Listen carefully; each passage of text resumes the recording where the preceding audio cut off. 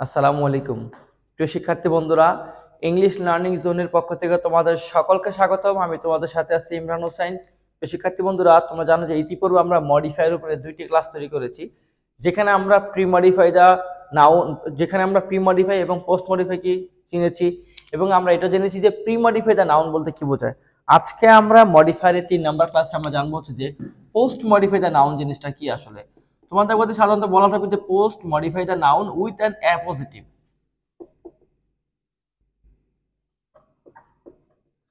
এখানে তোমাকে স্পষ্ট করে বলে দিবে যে উইথ অ্যান অ্যাপোজিটিভ। তো আমরা আজকে শিখবো হচ্ছে অ্যাপোজিটিভ জিনিসটা কি, আর পোস্ট মডিফাই দ্য নাউন এটা তো আমরা প্রথম ক্লাসে শিখেছিলাম যে পোস্ট মডিফাই দ্য নাউন বলতে তোমার সাধারণত বোঝাবে কি যে নাউনের পরে কোনো ওয়ার্ড বসে ওই নাউনকে মডিফাই করবে। আর অ্যাপোজিটিভ জিনিসটা কি? অ্যাপোজিটিভ মানেই ওইটাই যেটা আমি এখন মাত্র বললাম, যে নাউনের পরে বসে নাউন সম্পর্কে কোনো তথ্য দিবে। অর্থাৎ কোনোটা নাউনের পরে একটা নতুন ওয়ার্ড বসবে, ওই ওয়ার্ডটা আগের নাউন সম্পর্কে তথ্য দিবে। এটাকে বলে আমাদের সাধারণত অ্যাপোজিটিভ। ভার্বের ক্ষেত্রে অ্যাপোজিটিভ হয়, নাউনের ক্ষেত্রে এটা আমাদেরকে অ্যাপোজিটিভ দা নাউন বা উইথ অ্যান অ্যাপোজিটিভ বলা হবে। যেমন আমরা চাইলে কিন্তু বলতে পারি যে Ratan Ratan is a good boy, তাই না? এটা হলে কি, Ratan is a good boy, এটা হলো রতনের একটা পরিচয়, এটা কোনো সমস্যা না। কিন্তু আমার বলছি অ্যাপোজিটিভটা কোথায় বসবে? অ্যাপোজিটিভটা তোমার নাউনের পরেই বসবে। তাই যে রতন একটা নাউন, দেখেন রতনের পরে কিন্তু কোনো ওয়ার্ড এখানে বসে না, আমি সরাসরি ভার্ব বসেছি, তার মানে এখানে অ্যাপোজিটিভ আমার হয় নাই। আমার কি করতে হবে, রতনের পর একটা কমা দিব, কমা দিয়ে এখন রতনের একটা পরিচয় দিব। রতন কে? বলছি রতন একটা গুড বয়। যদি আমি বলি যে রতন এ নিউ স্টুডেন্ট, একজন নতুন শিক্ষার্থী, হ্যাঁ, তারপরে যে কমা আবার ইজ এ গুড বয়। তার মানে আমি এখানে বুঝতে পারতেছি কি যে আমার এখানে এই যে এ নিউ স্টুডেন্ট, এটা কিন্তু এই রতনের পরিচয়। অর্থাৎ অ্যাপোজিটিভে আপনার একটা ওয়ার্ড নিতে পারে বা এ ওয়ার্ড অফ ফ্রেজ, বা sorry a phrase of words আর কি, মানে কয়েকটা ওয়ার্ডের একটা ফ্রেজ হতে পারে। যে এ নিউ ওয়ার্ড, 3টা ওয়ার্ড কিন্তু এখানে আছে, 3টা ওয়ার্ড মিলে কিন্তু একটা ফ্রেজ বোঝাচ্ছে। আর এই 3টা ওয়ার্ড মিলে কার বৈশিষ্ট্য বোঝাচ্ছে? রতনের। যার ফলে এটাকে বলা হয় আমার অ্যাপোজিটিভ। অর্থাৎ এটাকে বলা আমার অ্যাপোজিটিভ, যেহেতু এখানে আমি নাউন ফ্রেজ নিয়েছি, তাই মানে অনেকগুলা 3টা ওয়ার্ড মিলে আমার নাউনকে আমার মডিফাই করতেছে। এই জন্য এটাকে আমার বলে কি নাউন। সাধারণত পোস্ট মডিফাই দা নাউন বলে, এই জন্য বলে কি এটাকে with an appositive, with noun phrase বা ফ্রেজ এরকম, বা উইথ এ নাউন দিয়ে, যেটা দিয়ে আমাদের করা যায়। তো আমাদের এইটাই হচ্ছে আমাদের পোস্ট মডিফাই দা নাউন। আমরা এটা আরো কয়েকটা ভেঙে যদি তোমাদেরকে দেখাই, যেমন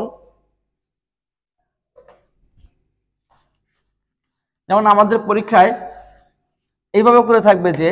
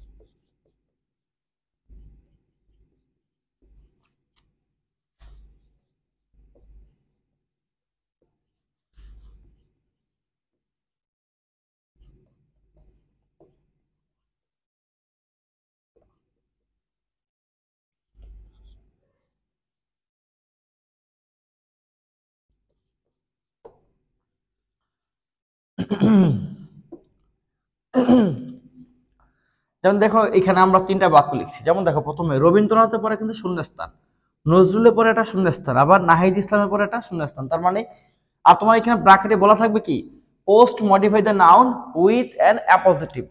যখন বলবো যে post modify the noun with an appositive, তার মানে বুঝতে হবে কি এই যে কমার শূন্যস্থানের আগে কমা, তার আগে যে নাউন আছে, এই নাউন সম্পর্কে একটা কিছু বলবো। মানে এই বাক্যটা কি বলছে, রবীন্দ্রনাথ ওয়াজ বর্ন ইন 1861। তার মানে রবীন্দ্রনাথ জন্মগ্রহণ করেছেন 1861 সালে।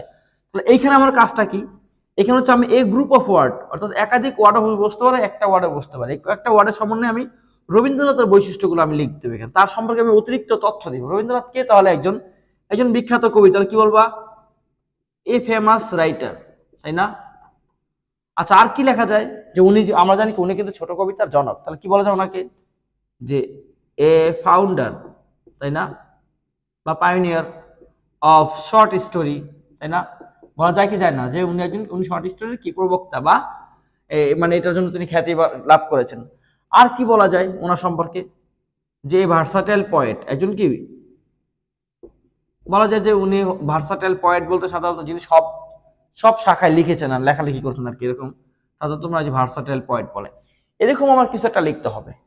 তারপর যেমন Nazrul is called rebel poet, rebel poet মানে বিদ্রোহী কবি, নজরুলকে বলা হয় বিদ্রোহী কবি। কিন্তু আমার তো ভাই এখানে নজরুলের পরে শূন্যস্থান দিয়েছে, আর ব্র্যাকেটে কি বলা থাকবে? যে post modified noun with an appositive. তার মানে আমরা এখানে নজরুল সম্পর্কে অতিরিক্ত কোনো পরিচয় দিব বা তার সম্পর্কে তথ্য দিব, আর এটা কি বলা হয়? আমার অ্যাপোজিটিভ।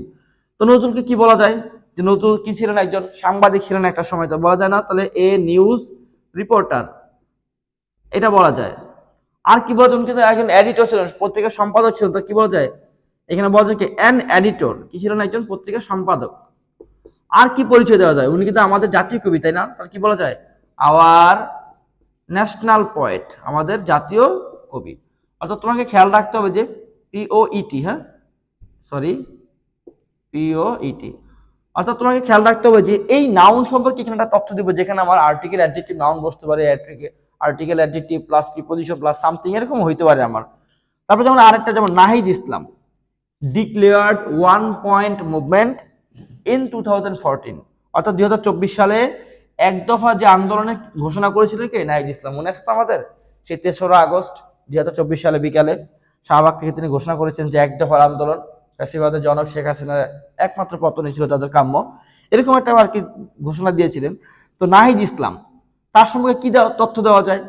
যে কি ছিলেন? একজন, যেটা এক দফা ঘোষণা করেছেন, তিনি ওই সময় কি ছিলেন? একটা পরিচয় দাও, তার সম্পর্কে একটা বলো যে কি তিনি কিছু স্টুডেন্ট লিডার ছিলেন, তাই না? বলা যায় না? তো কি বলা যায়?